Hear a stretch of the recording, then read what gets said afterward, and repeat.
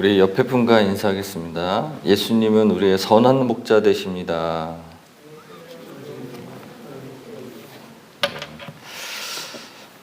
(4월 30일) 토요일 아침 새벽 예배를 드리도록 하겠습니다. 나는 전능하신 아버지 하나님 천지의 창조주를 믿습니다. 나는 그의 유일하신 아들 우리 주 예수 그리스도를 믿습니다. 그는 성령으로 잉태되어 동정녀 마리아에게 나시고 본디오 빌라도에게 고난을 받아 십자가에 못 박혀 죽으시고 장사된 지 사흘 만에 죽은 자 가운데서 다시 살아나셨으며 하늘에 오르시어 전능하신 아버지 하나님 우편에 앉아 계시다가 거기로부터 살아있는 자와 죽은 자를 심판하러 오십니다. 나는 성령을 믿으며 거룩한 공교회와 성도의 교제와 죄를 용서받는 것과 몸의 부활과 영생을 믿습니다. 아멘. 찬송가 84장 온 세상이 캄캄하여서 찬송드립니다.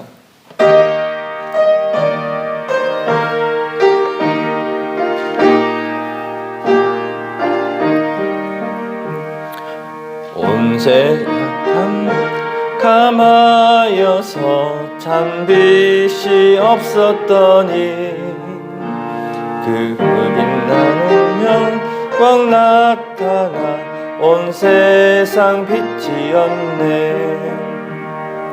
영광 영광의 주 영광 영광의 주 밝은 그림 내게 비추었네.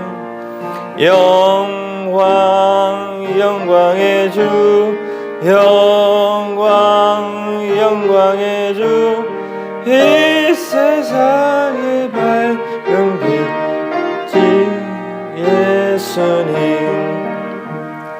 주 말씀 믿는 사람은 그 마음이 시원하고 주 명령 준행하는 자 그 빛이 환하겠네. 영광 영광의 주 영광 영광의 주 밝은 그 빛 내게 비추었네. 영광 영광의 주 영광 영광의 주 이 세상의 빛 오직 주 예수님. 죄 가운데 사는 사람은 그 눈이 어두워도 그 죄악을 씻는 날에는 그 눈이 밝아지네. 아멘. 영광 영광의 주 영광 영광의 주 밝은 그 빛 내게 비추었네. 영광 영광의 주 영광 영광의 주 이 세상의 빛은 오직 주 예수님.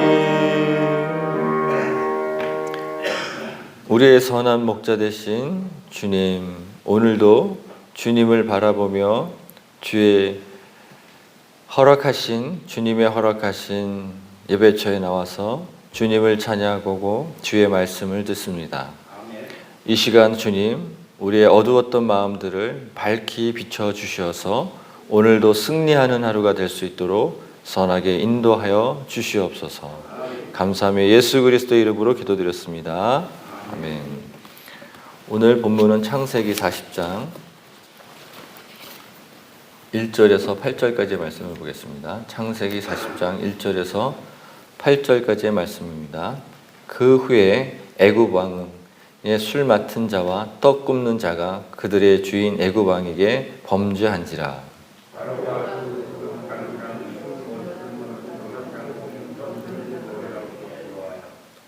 그들을 친위 대장의 집 안에 있는 옥에 가두니 곧 요셉이 갇힌 곳이라.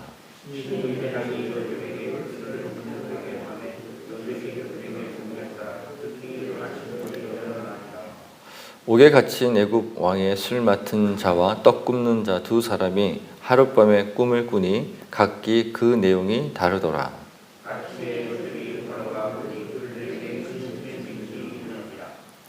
요셉이 그 주인 집에 자기와 함께 갇힌 바로의 신하들에게 묻되 어찌하여 오늘 당신들의 얼굴에 근심의 빛이 있나이까?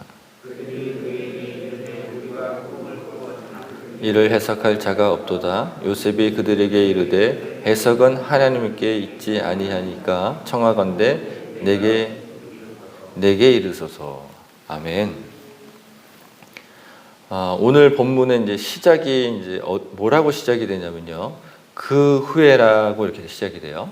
근데 그 후에라는 단어가 또 어디 있냐면 39장에 보면은 39장 7절에 보면 또 그 후에라고 돼 있어요. 그러면 그 후에라는 얘기는 뭐냐면 어떤 새로운 국면이 이제 다가올 때 그 후라고 얘기를 해요. 그렇다면 이제 그 후에를 우리가 이제 지금 이 시대 가운데는 어떻게 해석을 해야 되냐면 하나님이 여기까지 하신 일을 끝내고 새로운 일을 다시 시작할 때 그 후에라고 생각하시면 돼요.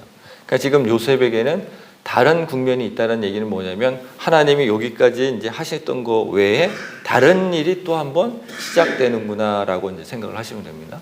그런데 구간이 있는데 이 구간을 지날 때 요셉은 뭐를 하는 자죠? 꿈꾸는 자예요. 그렇죠? 꿈꾸는 자. 그러니까 하나님이 이 구간을 새로운 국면을 맞게 하실 때 항상 뭘 하셨다? 요셉에게는 꿈을 꾸게 하셨다는 거예요. 그러니까 꿈을 꾸게 하셨는데 이 꿈의 그 당시에는 어떤 것을 이야기하냐면 하나님을 믿는 사람은 하나님께서 나에게 주신 특별한 하나님의 은총입니다. 그리고 하나님을 믿지 않는 사람에게 꿈을 꾸는 것은 꿈에 어떤 계시가 있는 것은 뭐냐면 하나님께서 그들이 믿는 신이 초자연적으로 그들에게 이렇게 꿈을 계시해 주는 것을 그렇게 생각을 했어요. 그러니까 두 가지인 거죠. 어떠한 문제가 있거나 어떠한 일들을 계획을 하나님께서 하셨을 때 그것을 자연인으로서 알고 있느냐. 또 이쪽은 어디죠? 하나님의 자녀로서 하나님의 계획을 온전히 알고 있느냐. 이제 두 가지가 이제 일어나는 거예요. 그러면 저와 여러분이 살아가는 이 시대 가운데는 하나님이 꿈을 통해서 계시를 하실까요? 안 하실까요? 하죠. 어제 꿈꾸는 장한수 선교사님 봤잖아요. 꿈을 통해서 선교지에서 계속해서 이끌어 가실 걸 봤잖아요. 저도 꿈을 자주 꿉니다. 잠을 꾸는데요. 제가 꿈을 꾸을 때 이제 아내한테 이제 얘기를 해주는데 저는 그 꿈이 이루어진 후에만 얘기해요. 어떻게 한다고요? 저도 꿈을 꿔요. 제가 좀 그러한 은사를 받은 게 있어요. 그래서 꿈을 꾸는데 절대 얘기 안 합니다. 반드시 그 꿈과 동일한 일들이 일어난 후에만 얘기해요. 왜 그렇게 됐을까요, 제가? 꿈이 꿨을 때 앞으로 일어날 일들에 대해서 이루어지지도 않았는데 먼저 얘기하는 자는요, 꿈을 잘 관리하지 못하는 것을 어디서 배웠냐면 성경에서 배웠습니다. 어디를 한번 보자면요, 37장을 한번 볼게요. 1절입니다. 야곱이 가나안 땅 그의 아버지가 거류하던 땅에 거주하니 야곱의 족속은 이러하니라. 요셉이 갑자기 등장합니다. 요셉이 17세의 소년으로 그의 형들과 함께 양을 칠 때 그의 아버지 아들 비라와 실바의 아들들과 더불어 함께 있더니 그가 같이 있습니다. 그가 그들의 잘못을 아버지에게 말하더라. 여기서 요셉이 누구의 잘못을 얘기한 겁니까? 형들 다 고자질하는 거예요. 그럼 요셉은 어떤 눈을 갖고 있다? 뭐가 그른지, 뭐가 안 맞는지 옳고 그름을 잘 볼 수 있는 이런 시각을 갖고 있었어요. 그래서 이제 이런 일이 있으면 이제 어떤 일이 생기냐면요, 집안에 바람 잘 날이 없습니다.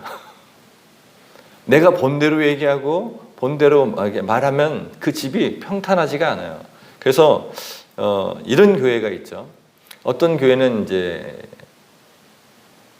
성도분들 중에서, 직분자들 분 중에서 기초 신앙 교육을 받지 않은 사람들의 대부분 특징이 뭐냐면, 성숙한 그리스도인이 되지 않았을 때는요, 뭐냐면 권사님, 장로님들이 어떤 일을 하시냐면 맨날 이게 옳으니 저게 옳으니 맨날 그 얘기만 하세요.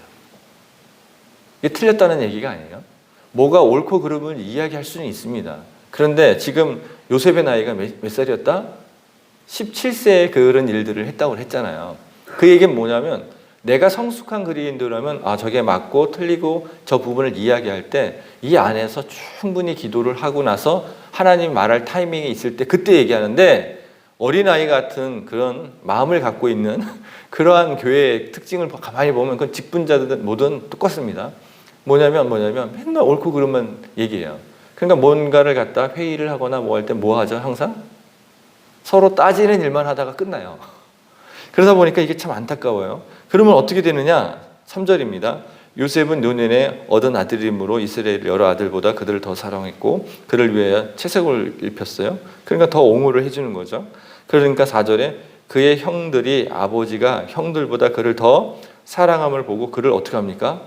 미워하여 그에게 편안하게 말할 수 없었더라. 맨날 안 좋은 소리만 듣는 겁니다. 뭐야? 맨날 옳은 소리를 하는데, 옳은 소리를 해요. 그렇죠? 옳은 소리를 하는 것 같은데 뭐합니까? 바람 잘 날이 없는 거예요. 맨날 미움이 있고 맨날 투기가 있고 맨날 싸움이 있었어요. 그런데 다 꿈을 꿨어요. 요셉이 꿈을 꿨죠. 꿈을 꿨는데 다 그 꿈을 해석하니까 뭐죠? 큰 자가 작은 자에게 절하는 꿈이니까 이거는 말도 안 되는 꿈이에요. 그러니까 어떻게 하죠? 점점 더 미움을 받어요. 근데 그것이 하나님이 그에게 준 달란트예요. 하나님이 그에게 준 은사예요. 그럼 내가 받은 은사와 내가 받은 달란트를 잘 관리하는 성숙한 그리스도인이 됐을 때는 상관이 없지만, 그렇지 않으면 어떻게 돼요? 아무리 옳은 일이라 하더라도 뭐한다? 미움받고 그 가정이 편할 날이 없다는 겁니다. 그렇다면 이것을 이제 우리 교회에게 한번 적용을 해볼게요. 이걸 만약에 우리에게 교회에게 적용을 한다고 쳐요. 그러면 만약에 옳은 말을 하고 맨날 그 지적질이나 하고 그 다음에 그 안에서 꿍꿍거리는 얘기를 하고 하나님의 계시기를 계속 얘기한다. 그럼 그 집안은 편안할까? 안 편할까요? 안 편해요. 그럼 교회는 안 편해요? 편해요? 교회도 안 편해요. 그럼 어떻게 해야 되느냐? 40장에 와서 요셉은 이제 어떻게 되냐면, 꿈을 꾸고 억울한 일을 당한 그 일들을 여러 번 경험한 후에, 그 후에라는 말이 그거예요. 그런 일들을 많이 경험한 후에 보니까 뭐예요? 내 꿈을 관리하는 방법도 알았고 다른 사람의 꿈도 어떻게 그것을 관리해 줘야 되는지를 이제 성숙한 하나님의 자녀가 된 거예요. 아, 그렇구나. 아무리 좋은 것도, 아무리 옳은 일도 때를 따라서 말을 하고 때를 따라서 그것을 이야기하지, 그것을 너무 자기가 성급해서 얘기하게 보려면 내 가정뿐만 아니라 교회와 이웃에게 편안한 것을 우리가 줄 수가 없다는 겁니다. 우리가 길거리 다니면 뭐합니까? 저 길거리에 많은 사람들이 어떻게 해요? 죽음으로 치닫는 사람들이 너무 많잖아요. 사망으로 치닫는 사람이 너무 많잖아요. 그렇죠? 우린 다 알고 있습니다. 그럼에도 불구하고 물론 내 때를 얻든지 못 얻든지 기도하고 전도하라는 말씀이 있기는 하지만, 그렇게 막 가서 그들에게 선포했을 때 그게 과연 그들이 우리를 좋아할까요? 요새 우리가 교회가 제일 많이 듣는 게 너나 잘해라잖아요. 그러니까 그럴 일을 들을 수 있다는 거예요. 그래서 꿈꾸는 자, 하나님의 말씀을 맡은 자, 저희는 하나님의 말씀을 맡은 자예요. 하나님의 말씀을 맡은 자는 기도한 후에 때를 따라서 선포하고 때를 따라서 그들에게 전하는 것이 우리에게 좀 성숙한 그리스도인이 필요하다. 그래서 그 후에 어떤 일이 있는지 볼게요. 그 후에 애굽 왕의 술 맡은 자와 떡 굽는 자가 그들의 주인 애굽 왕에게 범죄한지라. 애굽 왕에게 범죄했다. 그럼 신하가 범죄했다는 이야기는 어떤 의미를 갖고 있냐면, 아마도 영모를 꿈꾸었다라고 이렇게 봐도 돼요. 왜 그러냐면 술 맡은 자와 떡 굽는 자는 그 당시에 가장 최고의 권위를 갖고 있었던 사람이에요. 최고의 권위를 갖고 있는 사람들이 어떤 일이 이제 범죄함에 왔다라는 것은 분명히 역모를 구한 부분이 있다라고 보면 됩니다. 자, 2절입니다. 바로가 그 두 관원장 곧 술 맡은 자와 간원장 떡 굽는 자 관원장에게 노하여 바로가 노하여서 그들을 친위 대장의 집에 있는 옥에 가두었는데 그곳이 다 마침 어느 곳이에요? 요셉이 갇힌 곳이다 라고 돼 있어요. 요셉이 갇힌 곳인데 4절에 보니까 친위 대장이 요셉에게 그들을 수종들게 하매 요셉이 그들을 섬겼더라. 그들이 갇힌 지 여러 날이 되었는데 옥에 갇힌 애굽 왕의 술 맡은 자와 떡 굽는 자가 하룻밤에 뭘 꿉니까? 꿈을 꿨어요. 자, 이거는 자연인이 꿈을 꾼 겁니다. 자연인이 꿈을 꿨는데 꿈을 계시한 이가 누군가 봤더니 하나님이 계시했던 거예요. 근데 이들은 뭐라고 생각했을까요? 자신들이 믿는 그 하나님이 계시했다고 생각했겠죠. 왜냐하면 그들은 하나님을 모르는 존재이기 때문에. 근데 꿈을 꾸고 나서 아침을 보니까 6절입니다. 그들에게 뭐가 가득한 빛이 있다? 근심이 가득한 빛이 있어요. 왜? 꿈의 내용이 서로가 다르니까 근심이 가득 찬 거예요. 이제 그들 입장에서는 지금 뭘 총각에 다투는 일이 생겼냐면 내 생명의 총각을 다투는 일이 생겼어요. 그러다 보니까 근심을 안 할 수 없는 거죠. 근심이 가득했습니다. 그랬는데 요셉이 그 주인 집에 자기와 함께 갇힌 그 신하를 보고 어찌 오늘 당신들의 얼굴에 근심이 빛이 가득합니까? 라고 돼 있어요. 요셉은 어떤 눈을 갖고 있어요? 뭐가 옳은지 뭐가 틀린지를 잘 분별할 수 있는 눈을 갖고 있다 보니까 잘 관찰하는 눈을 갖고 있다 보니까 그들의 얼굴을 딱 보고 근심이 있는지 없는지를 이제 알게 되는 거예요. 저희 이제 우리 다음 세대들 중에서 이제 아이들에게 쭉 오잖아요. 이렇게 오면은 저는 딱 보면 애들이 근심 있는 얼굴인지 아닌지가 이제 보여요. 보이십니까? 저는 애들 딱 보면은 오늘 집에서 무슨 일이 있었구나 라는 게 눈에 보여요. 그래서 그걸 애써 감춥니다. 애써 감추는데 제가 그걸 보고 바로 아는 척은 안 해요. 그래서 그게 이제 좀 시간이 오래 가면 이제 제가 이제 아는 척을 하죠. 도대체 무슨 일이 있는데 이 밝게 웃는 우리 귀염둥이들 얼굴에서 왜 이렇게 근심 있는 얼굴이 있어? 라고 얘기하면 애들이 말을 할까요? 안 할까요? 해줄 때도 있는데요. 대부분은 안 해줘요. 안 해주는데 그냥 마음으로 기도합니다. 그 근심이 있으면 그 근심을 나에게 얘기할 때까지. 그 대신 제가 얘기해요. 언제든지 근심이 있을 때 와서 얘기하게 해라. 근데 이제 뭐 와서 얘기하는 친구들 있고 와서 얘기하지 않는 친구들 있는데 우리가 꼭 갖춰야 될 건 뭐냐면요. 상대방이 어떤 근심이 있는지 걱정이 있는지 어려움이 있는지를 볼 줄 아는 뭐가 있어야 된다 먼저요? 눈이 있어야 돼요. 눈이 있는데 그럼 가만히 이제 묻습니다. 무슨 일이 있었습니까? 라고 물었어요. 그랬더니 그에게 이르되 우리가 꿈을 꾸었는데 이를 해석할 자가 없도다. 요셉이 그들에게 이르되 해석은 누구에게 있다? 하나님에게 있지 아니하니까 청하건대 그랬어요. 갑자기 청하건대 내게 이르소서라고 했어요. 자, 꿈에 관련된 이 이야기를 요셉에게 이제 그 관원들이 이야기하게 되는데요. 먼저 요셉은 그 관원들과의 어떤 관계가 형성이 됐느냐가 되게 중요해요. 어떤 관계가 형성됐을까요? 그들을 수종드는 일을 감옥에서도 했으니까 어떻게 되죠? 신뢰하는 관계가 된 거예요. 서로가 처지는 같아요. 처지는 같은데 감옥에 갇혀 있는데 그 안에서 수종들다 보니까 어떻게 돼요? 서로 신뢰하는 사람 관계가 됐다는 거예요. 내가 매와 같은 눈으로 다른 사람이 근심이 있거나 어려움이 있거나 이런 거를 볼 수 있어요. 그런데 그 사람들이 나에게 이야기하려면 어떻게 돼요? 서로의 관계가 신뢰하는 관계가 됐을 때 이야기해 주는 것이 좋다라는 건 언제 알았을까요? 요셉이 자신이 어린아이 같았을 때 꿈을 꿨을 때 신뢰관계가 형성이 안 돼도 막 떠들고 다녔을 때예요. 미움을 받고 풍파가 일어났잖아요. 그렇죠? 그런데 먼저 신뢰관계가 형성이 된 후에 내가 본 것을, 내가 그들의 어려운 것을 들었을 때 뭐합니까? 그들이 얘기해 줄 수 있다는 거예요. 그래서 뭐라고 얘기하냐면 청하건대 내게 이르소서. 그리고 다음 부분은 우리 내일 본문에 있으니까 이거는 또 목사님하고 또 같이 이야기를 나누는데요. 여기까지 보면 이겁니다. 왜 교회가 최근 들어서 왜 이렇게 수많은 욕을 듣고 살아가는가? 너무 이상하지 않습니까? 그래서 제가 너무너무 궁금했어요. 궁금해서 정확하게 한 7, 8년 정도 될 텐데요. 7, 8년 전에 제가 뭐 했냐면 논문을 썼어요. 논문을 썼는데 어떤 거에 대한 논문을 썼냐면 왜 이 시대 가운데 다음 세대들이 다 떠나가는 교회밖에 남지 않았는가. 그 논문을 썼거든요. 몇 년 전에요? 7, 8년 전일 거예요. 7, 8년 전에 논문을 썼는데 첫 논문을 쓰는데 제가 너무 깜짝 놀랐어요. 뭐냐면 제가 그때 여기 없었잖아요. 여기 없었는데 한국에 대한 교회의 실태에 대해서 제가 조사를 하기 시작하거든요. 막 조사를 하는데 문제는 뭐냐? 이 아이들이요. 부모를 신뢰하지 않는 겁니다. 누가 누구를 신뢰하지 않는다? 부모 세대를 신뢰하지 않는 거예요. 그 왜 신뢰하지 않는가라는 그것도 통계 자료가 나왔을 거 아닙니까? 통계 자료가 나왔는데 통계 자료의 첫 번째가 뭘까요? 자연인이나 그리스도인이나 별 차이가 없더라라는 것이 통계 자료의 첫 번째가 나왔어요. 그래서 제가 그걸 보고 너무 깜짝 놀랐습니다.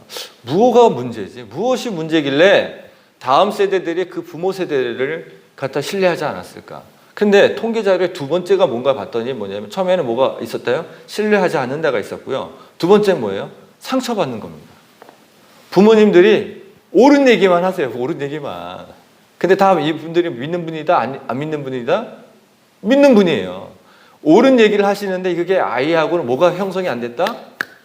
신뢰 감각이 형성이 안 된 상태에서 부모라고 다 신뢰하는 거 아닙니다. 우리 애들 이거 다니고 한번 물어보세요. 제가 물어보면 깜짝 놀랄 거예요. 자기 부모님들은 어떻게 생각하고 있는지. 제가 말씀을 잘 안 드리는데 대부분 요새 잘 신뢰하지 않습니다. 부모니까 지금 부모님의 영향력이 있으니까 들어주고 다녀주는 거지 그걸 우리가 회복을 해야 돼요. 근데 두 번째 보니까 그게 딱 떠 있는 거예요. 첫 번째는 신뢰하지 않는다. 두 번째는 뭐냐면 교회에서 어른들한테 부모로부터 상처받은 일들이 두 번이 있으니까 교회를 떠났다는 겁니다. 그 통계 자료를 제가 받는 순간 되게 깜짝 놀랐어요. 왜? 성경에 기록된 부분이 많이 일치가 되기 때문에 그런 거예요. 그래서 이제 두 번째 뭘 또 제가 그러면 다시 리서치를 하기 시작했냐면 그러면 영어권에서는 어떠냐? 우리가 영어권으로부터 복음을 받았잖아요. 그렇죠? 영어권으로부터 복음을 받았는데 영국이나 또 어디예요? 미국에서 특히 우리 한국은 북장로교회인 미국의 북장로교회에 가장 영향을 많이 받기 때문에 거길 또 조사하기 시작했어요. 근데 거기는 뭐냐면 우리보다 먼저 벌써 150년, 200년 전에 겪은 게 있어요. 뭐냐면 부모 세대를 신뢰하지 않고 상처받아서 교회를 떠난 사례가 우리보다 150년에서 100년에 먼저 거기가 치룬 거예요. 그러다 보니까 미국에서 우리 얘기 많이 듣잖아요. 어떤 얘기를 듣냐면 아이들을 절대 이제는 어디로 보내지 말라. 미국이나 캐나다나 영어권으로 유학 보내지 말라. 물론 가 있는 친구들은 영성이 있어서 가 있으면 상관이 없습니다. 근데 그들이 지금 겪는 일들은 너무너무 정말 어려운 일들을 겪어요. 그런데 그런 일들을 겪는 가운데서 그들이 다시 교회를 돌아가거나 그들이 다시 신앙생활을 할 수 있는 그런 체제가 아니에요. 지금 상황 자체가 너무 어렵고 너무 힘든 상황이 있습니다. 물론 저도 정형권이 있었는데 거기도 그런 일을 겪어요. 그러면서 제가 논문의 결론을 뭘로 결론을 적어가냐면 뭐냐면 우리가 옳은 일, 또 우리가 또 옳지 않은 일, 그런 일을 가지고 만났을 때 반드시 먼저 해야 될 일은 뭐냐? 기도하는 겁니다. 기도해서 그 때를 따라서 그 말씀을 전하는 거예요. 옳은 일과 그른 일을. 그럼 우리는 첫 번째 어떠한 문제가 생기더라도 누구한테 간구하게 돼 있습니까? 하나님께 간구하게 돼 있어요. 그럼 하나님께 간구해서 그 때를 따라서 전할 때 어떤 일이 생긴다? 그와 나 사이에 신뢰관계도 생기고 그와 나 사이에 하나님이 어떤 문제를 풀어가는 결과를 얻는다는 거예요. 그 결과를 그게 결국 뭐냐면 성경의 원리인 거죠. 성경의 원리. 그런데 내가 옳은 얘기를 참지 못하고 막 계속하게 되면 어떻게 돼요? 신뢰도 깨지고 우리 자녀들 세대들이 상처를 받고 어디를 떠난다? 결국엔 교회를 떠나게 된다는 거예요. 근데 어제 우리 금요 성령 집회 때 아이들 많이 나와 있었잖아요. 그렇죠? 저는 너무너무 감사해요. 왜냐하면 우리 교회가 회복되고 있기 때문에 그래요. 서로 관계가 회복되고 있고 신뢰가 회복이 되고 있고 상처가 회복되고 있기 때문에 너무 감사해요. 그러면 우리 교회 안에서 내 가정 안에서 신뢰 관계가 회복이 되어지고 그런 상처가 회복이 되어지면 그 뒤부터 놀라운 일이 생기는데요. 뭐가 되냐면 전도가 잘 됩니다. 선교가 잘 돼요. 그게 성경적인 원리예요. 그래서 제가 이 시간에 여러분하고 같이 이렇게 아침에 일찍 나와서 이렇게 예배 드리는데 우리가 성경적인 원리를 따라서 우리도 서로를 섬겨가는 그러한 우리 교회 그런 아름다운 가정만 되시길 주의 이름으로 축복합니다. 아멘 하셔야 돼요. 축복합니다. 분명히 그런 관계로 우리가 형성해서 가야 돼요. 자, 그런데 꿈을 꿨는데 해석은 누구에게 있다고 얘기했습니까? 마지막 절에 하나님께 있다라고 했어요. 꿈을 꿨는데 해석을 하는 데 있어서 하나님께 있다. 그러면 요셉을 한번 볼게요. 요셉은 어렸을 때 꿈을 꾸고 난 후에 그 후로는 꿈을 안 꿨을까요? 아닙니다. 꿈꾸는 은사를 받은 사람들은요, 꿈을 통해서 많은 것들을 받아요. 받는데 제가 아까도 말씀을 드렸죠. 저도 꿈을 자주 꾸는 축에 들어간다고. 그래서 저도 이제 여러 번 실수를 많이 했겠죠. 정말 많은 실수를 했어요. 실수를 했는데 실수를 통해서 깨달은 건 뭐냐면 꿈꾸는 자에게는 계속해서 꿈이 오는데 그 꿈을 누구한테 해석을 해야 된다고 돼 있어요? 하나님으로부터 해석을 해야 돼요. 세상의 방식으로 해석을 하면요, 좋은 꿈을 꾸고 나서도 하나님이 주시는 꿈이 있음에도 불구하고 어떻게 돼요? 세상적으로 하게 되다 보니까 전혀 다른 쪽으로 양상을 가요. 그러면 이 시대 가운데 저희가 꿈을 꿔요. 누구든지 다 꿈을 꿉니다. 꿈을 꾸는데 그걸 해석하는 것을 우리가 해석의 힘이라고 하거든요. 그 능력을 받는 방법은 뭐냐면 성경 안에서 찾는 거예요. 그 꿈을 해석의 방법을. 그래서 제가 아침에 여러분하고 이거를 어떻게 나눌까 생각하다가 어제 저녁에 받은 말씀이 있는데요. 시편 23편 너무 우리가 잘 아는 말씀이에요. 우리가 아침에 왔을 때 인사한 것도 마찬가지로 그렇게 인사했는데, 여호와는 나의 목자시니 내게 부족함이 없으리로다. 그리고 그가 나를 푸른 풀밭에 누이시며 쉴만한 물가로 인도해 가신다. 계속 인도해 가신다는 거죠. 3절입니다. 내 영혼을 소생시키고 자기 이름을 위하여 의의 길로 인도하신다. 내가 꿈을 꿨어요. 꿈을 꿨는데 해석을 할 수 없을 때도 있어요. 그런데 의의 길로 인도하시면서 그 꿈이 저건 어떻게 해석해야 되지? 라고 늘 누가 가르쳐 주신다고요? 우리의 목자 대신 예수 그리스도께서 주신 복음으로 가르쳐서 인도해 가신다는 거예요. 그러다 보니 4절에 놀라운 고백을 해요. 내가 사망의 음침한 골짜기로 다닐지라도 해를 두려워하지 않을 것은 주께서 누구와? 나와 함께 하심이라. 그래서 내가 뭐합니까? 어두운 것을 두려워하지 않고 음침한 골짜기를 다녀도 두려워하지 않는다는 거예요. 요셉이 지금 감옥에 갇혀 있습니다. 그럼 음침한 골짜기고 어두운 골짜기를 지금 다니고 있어요. 그런데 해석을 어떻게 합니까? 자기 꿈을 그동안 해석을 했을 거 아니에요. 그렇죠? 자기 꿈을 해석을 했는데 하나님이 어떻게 인도해 가신다는 걸 아니까 그 해석을 보냐면 그 해석의 끝이 뭐예요? 누가 와서 자기를 섬겨야 돼요? 형들이 와서 자기를 섬겨야 돼요. 그럼 이 감옥에 있어도 하나님을 불평할 수 없는 이유는 뭘까요? 아직 꿈대로 해석한 대로 안 일어났기 때문에 여기서는 뭐합니까? 불평할 수가 없어요. 그럼 오직 뭘로 가죠? 믿음으로 우리가 신앙생활을 할 수 있는 또 요셉을 통해서 우리가 도전을 받습니다. 그래서 꿈을 꾸시든 계시를 받으시든, 저희는 순복음교회니까 이런 얘기 할 수 있잖아요.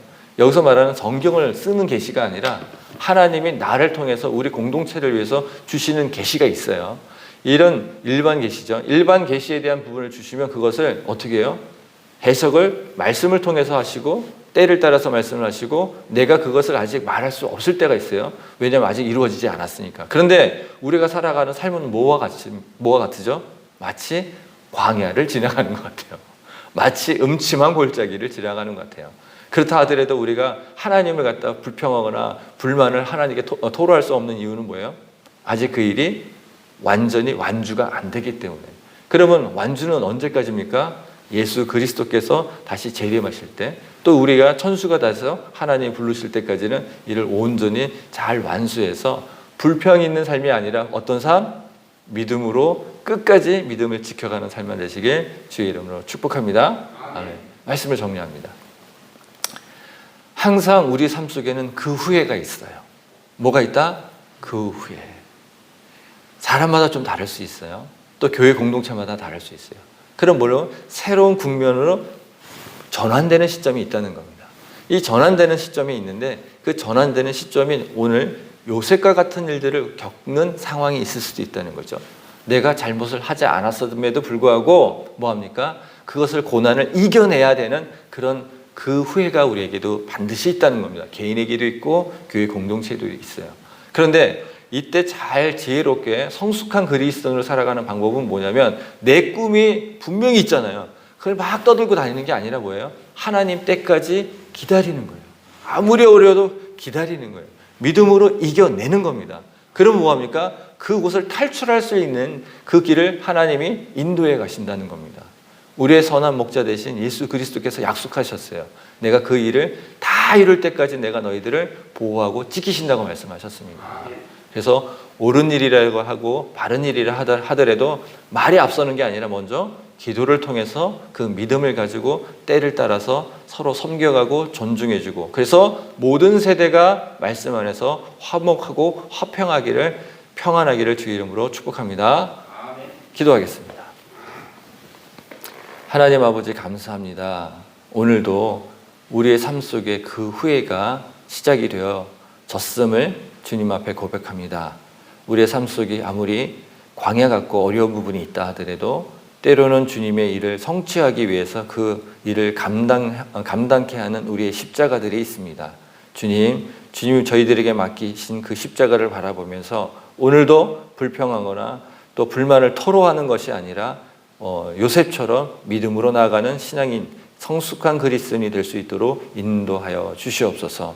주변에 어려움이 있을 때 하나님 주시는 눈으로 보게 하여 주셔서 그들의 근심과 걱정을 하나님 풀어줄 수 있는 이웃이 되게 하여 주시옵시고, 그것을 통해서 그들의 근심을 덜어낼 수 있는 하나님 그리스도인, 성숙한 그리스도인이 될 수 있도록 하나님 오늘도 도와주시고 내일도 그 길로 인도하여 주시옵소서. 그 일을 이루실 우리 주 예수 그리스도 이름으로 기도드렸습니다. 아멘. 하늘에 계신 우리의 아버지의 이름을 거룩하게 하시며 아버지의 나라가 오게 하시며 아버지의 뜻이 하늘에서와 같이 땅에서도 이루어지게 하소서. 오늘 우리에게 일할 양식을 주시고 우리가 우리에게 잘못한 사람을 용서해 준 것 같이 우리 죄를 용서하여 주시옵시고 우리를 시험에 빠지지 않게 하시고 악에서 구하소서. 나라와 권능과 영광이 영원히 아버지의 것입니다. 아멘. 자, 오늘이 지나면 무슨 날이죠? 이제 가정의 날이